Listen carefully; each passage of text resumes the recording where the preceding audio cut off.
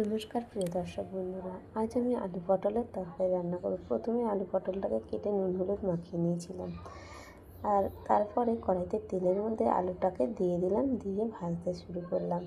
আর এইদিকে আলাদা কড়াইতেও পটলটাকে দিয়ে ভাজছি। আগে থেকে নুন হলুদ মাখানো ছিল, ভাজছি। এদিকে পটলটা ভাজা হচ্ছে, এদিকে আলুটা ভাজা হয়ে গেছে। তার মধ্যে আদা বাটা, জিরে গুঁড়ো, হলুদ গুঁড়ো, পরিমাণ মতো নুন দিয়ে আলুটাকে কষিয়ে নিলাম। কষিয়ে নিয়ে এবার আমি পটলটাকেও ভাজা হয়ে গেছে, সেই ভাজা পটলটাকে আলুর মধ্যে দিয়ে এবার ভালো করে কষিয়ে নেব। কষিয়ে নিয়ে ওই যে পটল আলু যে মাখানো ছিল সেই জলটা দিয়ে ভালো করে কষানো হয়ে গেছে। আলুগুলো নরম হয়ে গেছে, আর এবার আমি পরিমাণ মতো জলটা দিয়ে দিলাম, দিয়ে আর ঢাকনা দিয়ে চাপা দিয়ে দিলাম।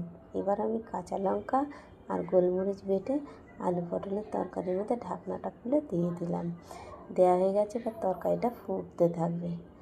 আর কাঁচা লঙ্কা তো আগে এর সাথেই দিয়ে দিয়েছি। এবার আমি এইভাবে যতক্ষণ না তরকারিটা কমপ্লিট হয় ততক্ষণ সময় পর্যন্ত ঢেকে দেব।